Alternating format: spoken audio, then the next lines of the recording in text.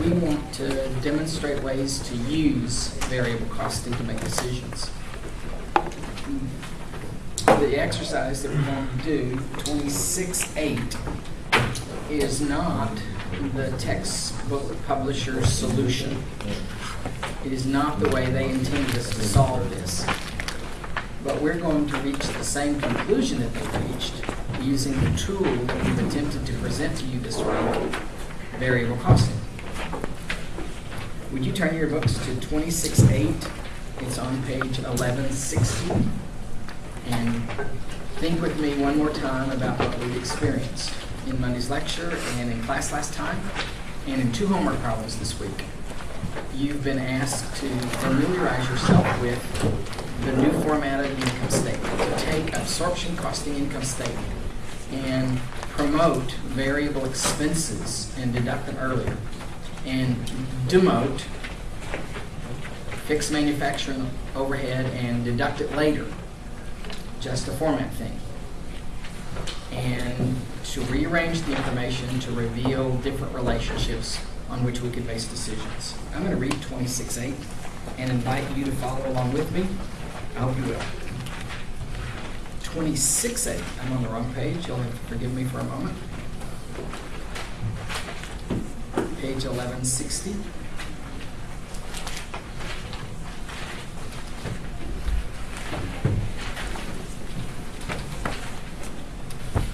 Says Judy, a recent graduate of Rollins accounting program. I just don't know why the author said that at all. I don't know what that has to do with anything. Evaluated the operating performance of K Company's 6 divisions. Judy made the following presentation to the K Board of Directors and suggested that K, a different K, the division named K, be eliminated. If this division is eliminated, she said, our total profits would increase by $16,870. Do you see where Judy got the information? Say yes or no. Yes. Do you? Yes. Because if you don't, I'd like to point it out to you. So if you don't, say so and I will. In K division, cost of goods sold is $56,000 variable and $20,470 fixed. And operating expenses are $12,000 variable and $26,600 fixed. None of K's fixed costs will be eliminated if the division is discontinued. Is Judy right about eliminating the division? Prepare a schedule to support your answer. Well, there's a couple of things I want to talk about in this. One of them is the little phrase I read that said, back in the opening paragraph, maybe you'll want to follow there with me.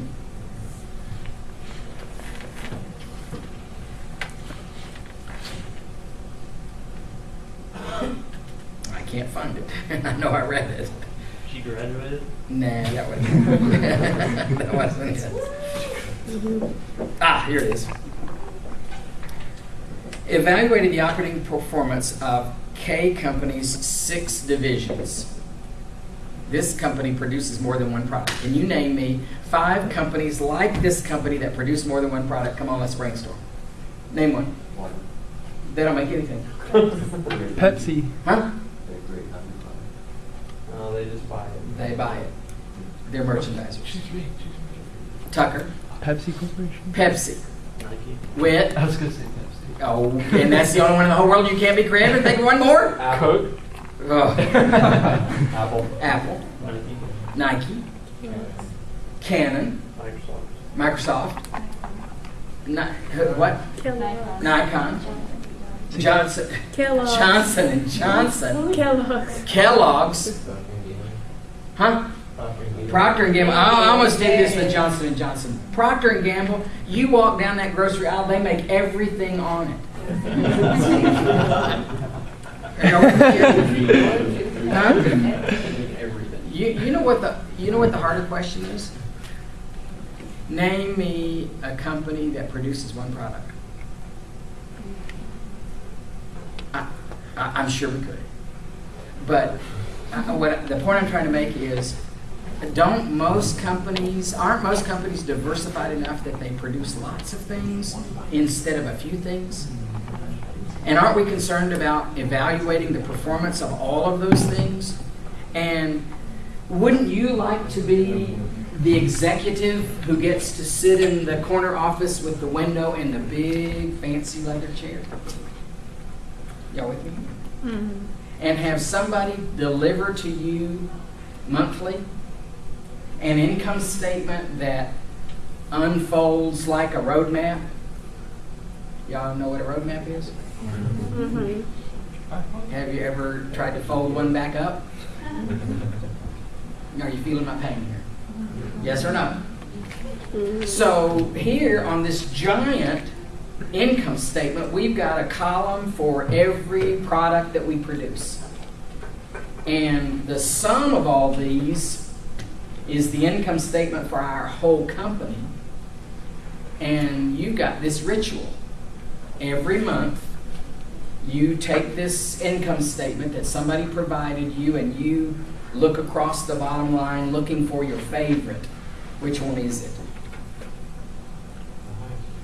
I heard the right answer back there. The highest. The highest what? The one that's providing the highest net income. Y'all with me or not? And then just for a moment, you sort of lean back in that big old comfortable leather chair and you just praise the Lord and think that's your product. Thank the Lord that that's your product and not your competitors. Yes? And then reality sets in. And you take another look across the bottom of that, looking for your least favorite. Which one is it? Least. The one that's providing the least profit, or perhaps even a loss. Now, no wonder the K division came to your attention. Do you see what I see? It's one of 6. And as I recall, this division was our least favorite last month. And I think it might have been our least favorite the month before that, and the month before that, and come to think of it, I think it was our least favorite the month before that. How long are you going to allow the K division to pull you down like this? Judy noticed. Maybe Judy's got a good suggestion. We need to know whether Judy's giving good advice or not. Now, the authors are probably going to present this solution in something called incremental analysis or differential analysis. I'm thinking that we might be able to do, I wish I'd have said this sentence before that one, so I'm going to stop midstream and ask you to look at this income statement we're given on page 1160 in exercise 26-8 and tell me whether that income statement given in your textbook is variable costing or absorption costing. Do you have an opinion? And if so, say so and why. Whit, is this income statement absorption costing or variable costing? Absorption. What makes you think so? Because underneath sales, it doesn't say variable cost of goods sold. That's good evidence. There's more evidence. You want to say something else about this? What else does it say, Tucker, that made you think? Which do you think, Tucker? Absorption or variable? Absorption. Why? Because it has gross profit. That's gross. It's correct, Tucker. I think that's the test. It's gross profit as opposed to some new vocabulary we learned this week. Is this absorption costing or variable costing? Alexis? So, does it matter? Is it a difference, the fact that they have fixed on there as well? It doesn't have fixed on there. It has fixed in a paragraph, but it's not on the body of the financial statement. Oh, okay. It says sales minus cost of goods sold, gross profit, operating expenses, net income, with no differentiation between variable and fixed. Okay. This is absorption costing. Gross profit was a good way to tell. Not the only one, but was a good way to tell. So, my proposal is, let's do us a variable costing income statement. Let's take that same information, God bless you, and rearrange it, and see if we can't come up with a good decision that would support Judy's recommendation or refute Judy's recommendation. Let's go faster. I'm going to skip the you need a good heading on it step. And right after the good heading, we're going to deal with sales. And we're just doing it for this one division. I'm not doing it for all 6 divisions, and I'm not doing it for the total. I'm just doing a new income statement, a reformatted income statement for the Ketchum division. Sales were how much? $98,200. Aaron says they were $98,200, and he's right. And if you're with me right this minute, say yes. Yes. And we're going to go a little faster. From sales, we need to subtract something. What's its name? That's a good sale. No. Beginning inventory? No. Variable cost. Variable cost of goods sold. I heard cost of goods sold. We already been there and done that. Here it is in the book. I'm looking for a variable costing income statement. We're going to subtract variable cost of goods sold. Somebody in this room knows that number. Who are you? Where are you? Toby's your hand up. It said 56,000. Where does it say that? Cost of goods sold is 56,000. In the very next sentence, in K division, cost of goods sold is $56,000, right, Toby? That's right. What's the name of this result? Sales minus variable cost of goods sold is called, anybody that knows said? Manufacturing. That one's called manufacturing margin. Got me a number, anybody? Y'all want me to do all the work? 42. How about getting calculators out if you haven't already? 42. You'll learn more. Toby, is that you talking? 42,200. $42,200 is manufacturing margin. Then what? I'm going to depend on one volunteer who would raise their hand. Jeff? Subtract the administrative and sales expense. All of them? All of them. All of them. It is not all of them. You took my bait. Which ones, Jeff? Just the variable. Just the variable ones. Variable costing does everything variable first. Jeff, do you know variable expenses?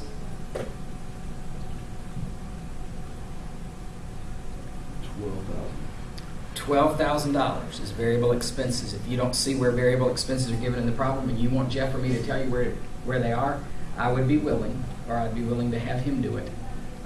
If you've got a question, ask me right now. Don't just take notes. Alexis. Never mind. I figured it So, out. what's Alexis? Yes or no? I was just gonna ask how did you get the manufacturing margin number, but That it's was- obvious. Yeah. This minus this. Okay. Okay. So, what am I going to do with this, Alexis? You're gonna Add, subtract, multiply, divide. Find subtract. the square root of. Subtract. 42,200 minus 12,000 is anybody? 35,200. No. 30,000. 30,200. That's right. I need a show of hands here. I need to know who knows the name of this subtotal. If you know its name, put your hand up. You're scaring me? My knees are knocking. I'm shaking in my boots. It's the theme for this week. It's Thursday, and everybody, 100% of you are supposed to have your hand in the air right this minute. If you know the name of this subtotal, say it right now, Contribution margin. Contribution margin is the theme of the week, is the most important subtotal in this thing. You told me contribution margin is $30,200, and from contribution margin, we want to subtract something. If you know what we're going to subtract, talk to me right this minute. Go it. Our fixed cost of goods sold and our fixed operating expenses. Excellent. Which Find them for me. Fixed cost with $20,470. and. Operating expenses fixed is $26,600. Do you see where Whit found the numbers? If you don't, he and I will help you. If you do, we can move on. Do you? Yes or no? Not overwhelming. Do you? Yes or no? I summed these two and got this. What am I going to do with this? Nick? Subtract From the 30,200. 30,200 minus 47,070 is Nick. 17. Negative. 13.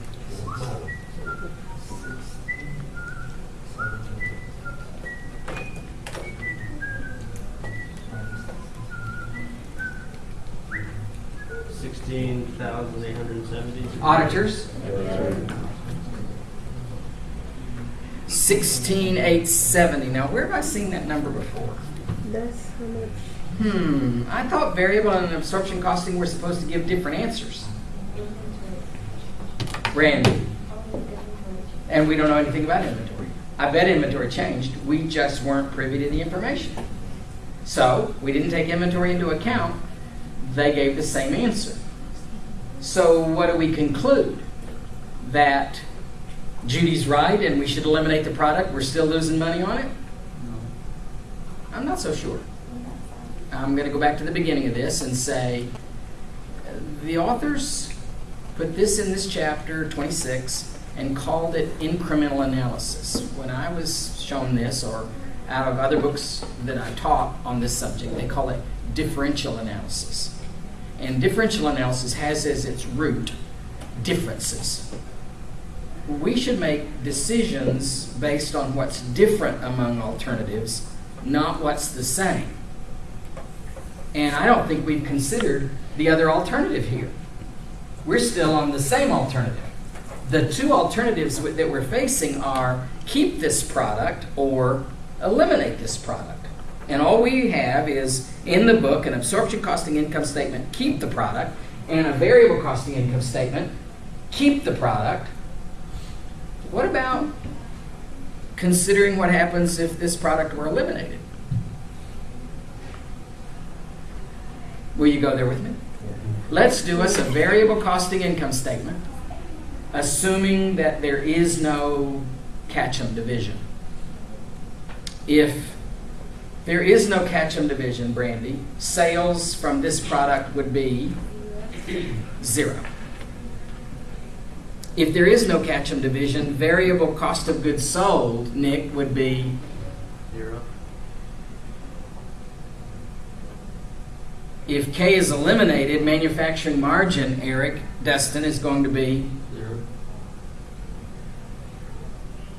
variable expenses are going to be how much, Eloisa? Contribution margin is going to be how much, Toby? 0. Y'all like this game? Yes. Fixed cost, Whit, are going to be Manufacturing costs, 20,470, and operating expenses, 26,600. Whit. No, that doesn't matter. Whit. This is fixed, and it says in the paragraph. Whit. Shh, shh, shh. Pay attention here. Look here, Whit. You see this word? Yes. See this? 0, And there's- 0, 0, 0, 0. Fixed cost. 47,070. Brandon. 0. Fixed cost. 47.7. Jeff. 47.7. Way to go, Whit. $47,070 of fixed cost means net loss is going to be 47. Judy, get Judy back in here. I want to talk to her. And I want to talk to one of those accounting professors from Rollins. Could you take your calculator from me right this minute and find the difference in these two numbers, please?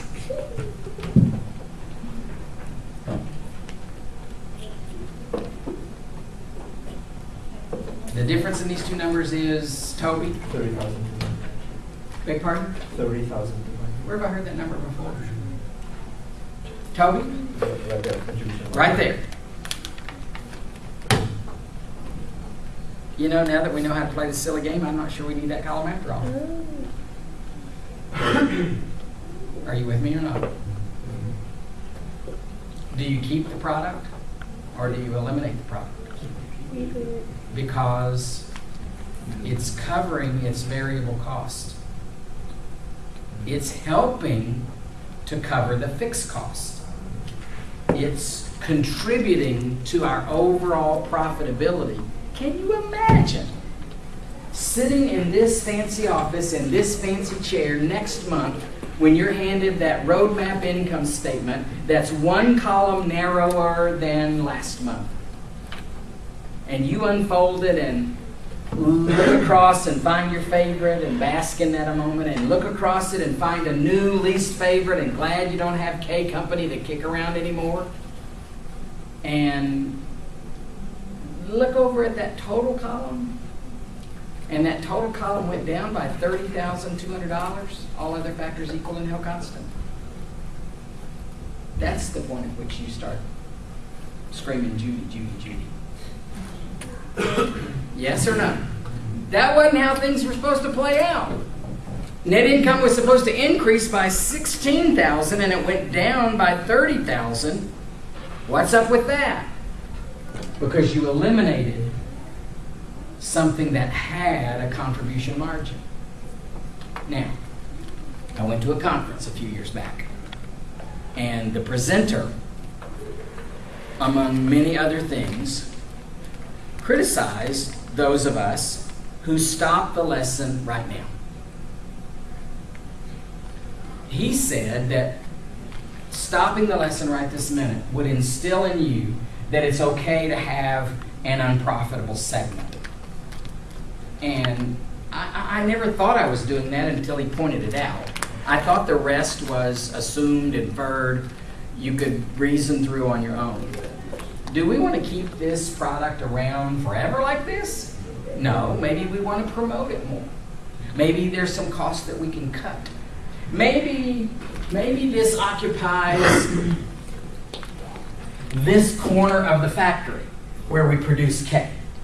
And it just so happens that J is the hottest thing going. So maybe eventually over several months we eliminate K and promote J and let J have that space.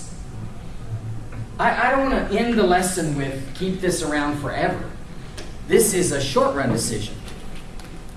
In the short run, we should keep it. In the short run, you'd be better off without it than you would with it. In the long run, we ought to solve this problem. That's not what this is about. This is about this, about the contribution it's making and the value of a variable costing income statement where contribution margin is obvious. It's good for this kind of decision. Do you understand the lesson I've just presented? Yes or no? Yeah. You ought to keep it.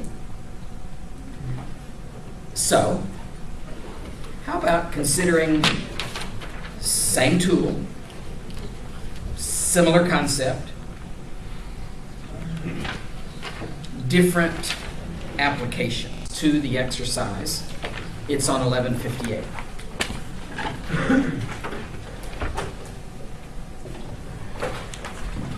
W Company manufactures toasters.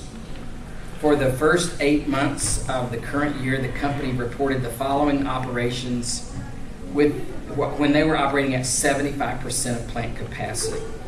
They sell 400,000 units. Would you figure out what one toaster sells for? And tell me. $10. Who said that? Toby, what'd you get? $10. How'd you get it? 4 million divided by 400,000. 4 million divided by 400,000 means that right now we sell toasters for $10 a piece. Are y'all with me or not? And here are the rest of the costs and expenses we incur. By the way, while we're here, is this income statement an absorption costing income statement or a variable costing income statement? Everybody said? And you knew because it's got gross profit. Below that it says cost of goods sold was 70% variable and 30% fixed. Operating expenses are 60% variable and 40% fixed. In September, the phone rings, and the person on the other end of the line would like to buy 40,000 toasters at $6 each, and you hang the phone up. And it rings again, and you can tell by the person's accent that it's the same person calling, and they say, wait a second, I think we got disconnected. I'd like to buy your toasters at $6 each, and you consider it an insult, and this time you don't just hang up, you slam it down. Is anybody feeling this? Mm-hmm. Why would you sell your toasters for $6 a piece when you can sell them anyplace else for $10 a piece? Isn't that cutting your own throat? Mm-hmm. That's the question. So, next sentence. Acceptance of the order would result in $8,000 of shipping costs. I think that's so funny. The author's imagination run wild again. Look here. For 1,157 pages, they've been paying the freight. And now they want to buy it at a reduced price and have us pay the freight. What's wrong with this picture? I'm making mountains out of molehills here, but it's just funny to me that we have to deal with shipping. But we will. Okay, we will. 8,000 shipping costs, but no increases in fixed costs or expenses. Prepare an incremental analysis for the special order. What you're about to see on the screen is not the textbook solution. It's close. I want to substitute one more time. Differential analysis, the expression, with incremental analysis. Okay? I contend, second time I've said this today, decisions like this ought to be made on what's different about the alternatives, not what's the same about them. And it's a wild-haired idea, but I'm going to try to get your attention. Hope that you won't be working ahead, but pay attention to my story. And let me see if I can get you to understand what I'm trying to get you to understand, and then we'll apply it to that. Let's say, pretend, that it's been your dream for longer than you can remember to own a red sports car. And you're out of college and you've got a good job and you're getting raises and you're paying off your school loans and you're getting favor at the company, things are good. You've got a reasonable amount saved and you think you're financially ready to take the plunge and buy that red sports car. You've identified the make you want. You go to that car lot. There are 2 red sports cars parked side by side. Does it matter which car you buy? Based on what I've said so far? Let me be more specific. Does color matter right this minute? Some say yes, some say no. What do you mean? I mean just what I said. Does color matter? Yes. He wants red. No, there are 2 red ones right here. I'm touching them. Now that one's blue and this one's gray. I've narrowed it down to these 2. Does it matter which one of these I buy? No. To fulfill this thing based on the facts that I've presented, color does not matter. I should be able to buy either one of these cars and satisfy my lifelong dream to own a red sports car. Now, I'm walking all the way around this one, and I'm walking all the way around this one, and I'm pausing on the driver's side on the back window where the accessories are listed and all the other stuff. And I happen to notice that this one has an air conditioner, and this one doesn't. Does it matter which one I buy? Yes. Now it does. Do you understand the point I'm trying to make? When it was based on color, it didn't matter because color wasn't different. That wasn't relevant to the decision I'm trying to make. It's only the things that are different among the alternatives that matter. Differential analysis. Now, let's pull it off here. It's kind of variable costing. It's kind of differential analysis. I'm going to do it kind of differential analysis to let you have at least a flavor of it to support your homework problem that you did for today. But I want to show you how we could have made that decision using variable costing a whole lot faster and a whole lot easier once we get there. Would you help me deal with these facts and do what additional instructions I've written on the screen? I'd like to know what 1 unit cost us for variable cost. Variable cost and variable expenses. How fast can we get there? Well, one thing we need to do is take cost of goods sold, the 2.4 million, and split it 70-30.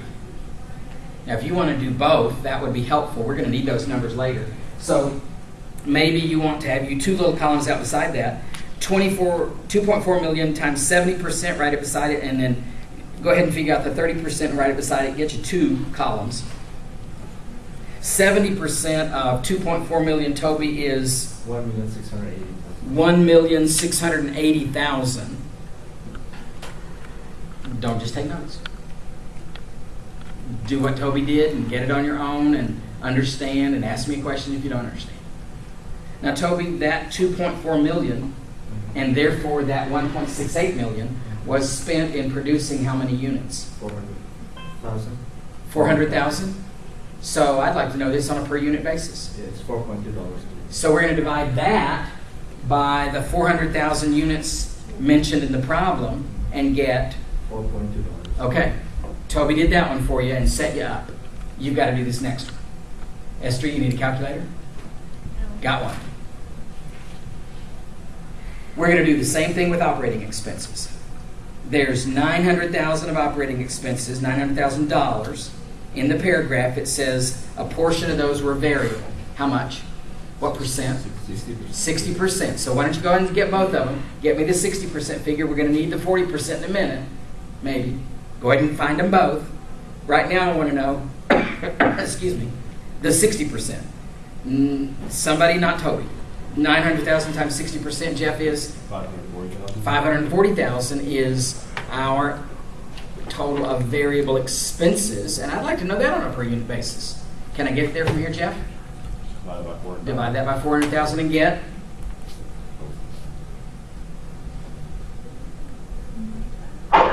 Bless you.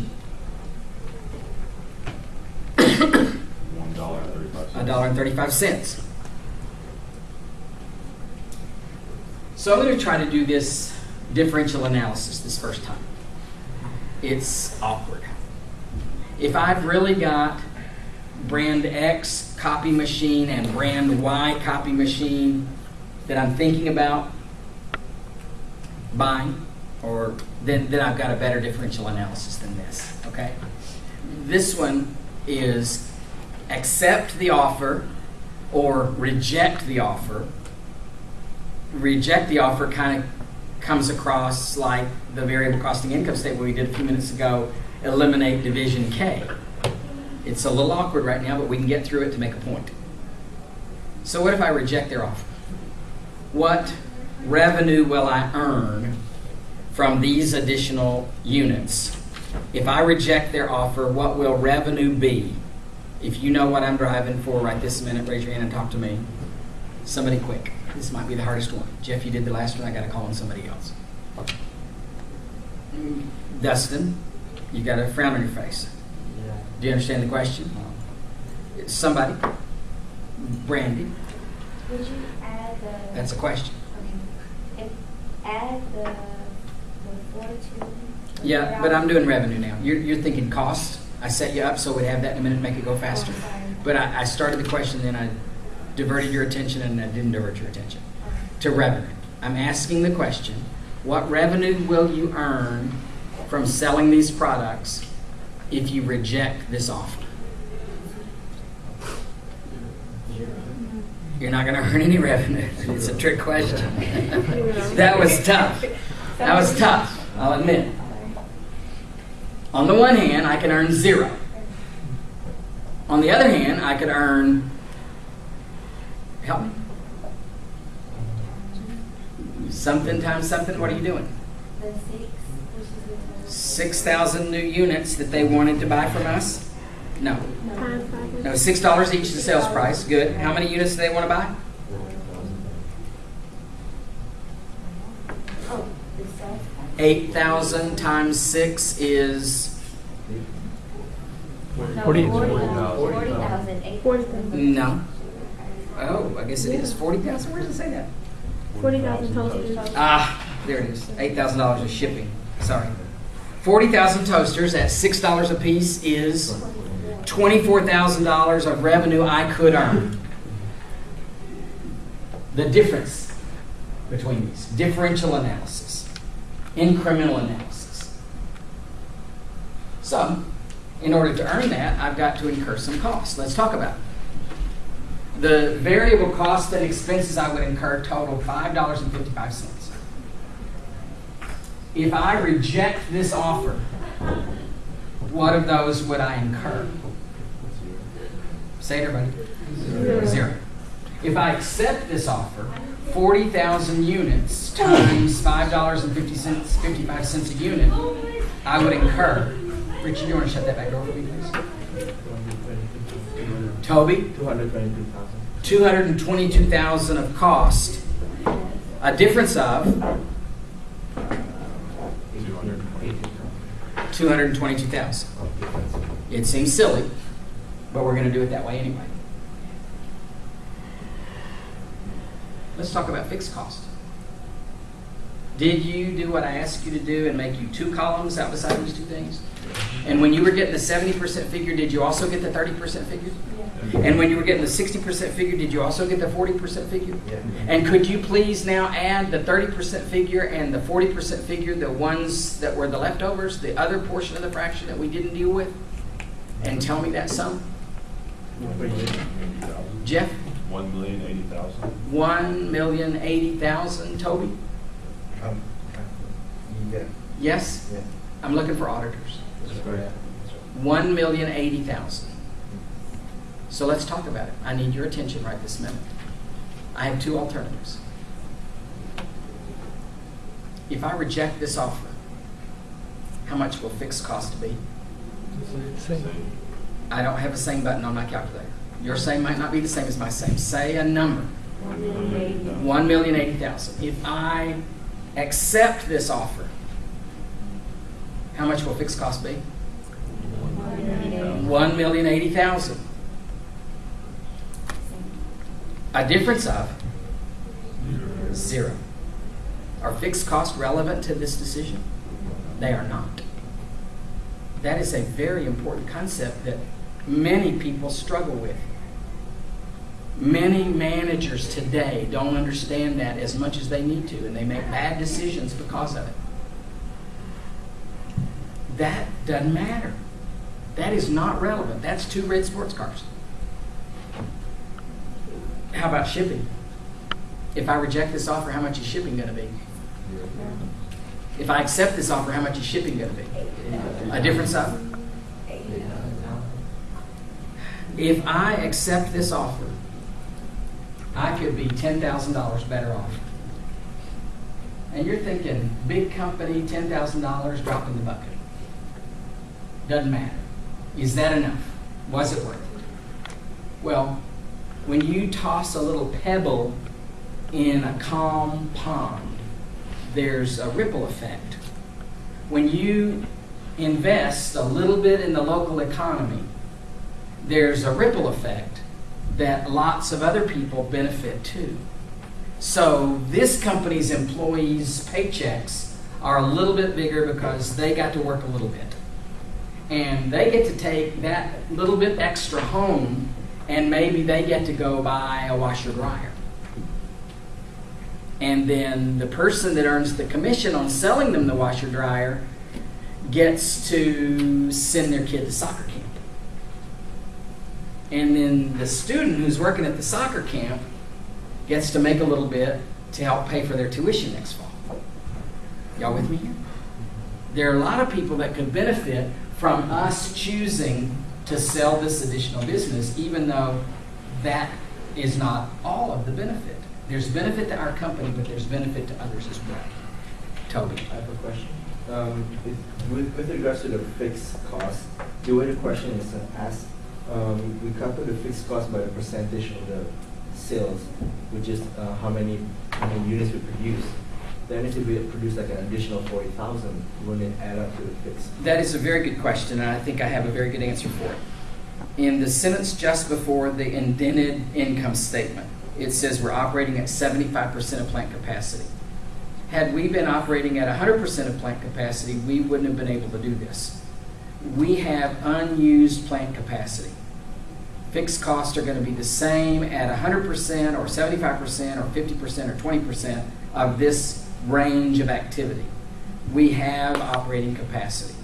You want me to translate that to this campus? We have empty dorm rooms. We have empty seats in chapel. Couldn't we take on a little additional revenue by having a few more students without increasing our fixed cost? Same. Did you get it? We have unused plant capacity in this problem. That's the good thing. Now, could we have done this differently, faster, better, more efficiently than all of this 0 stuff?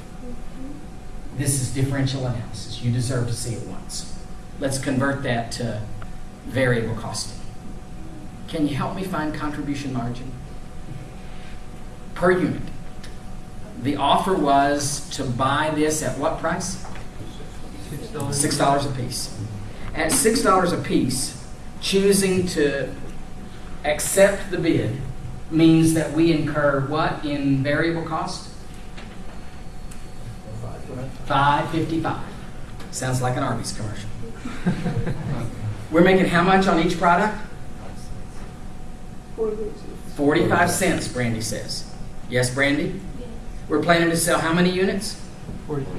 40,000 means that we would have $18,000 of additional income with which we could pay the shipping cost and still have some leftovers.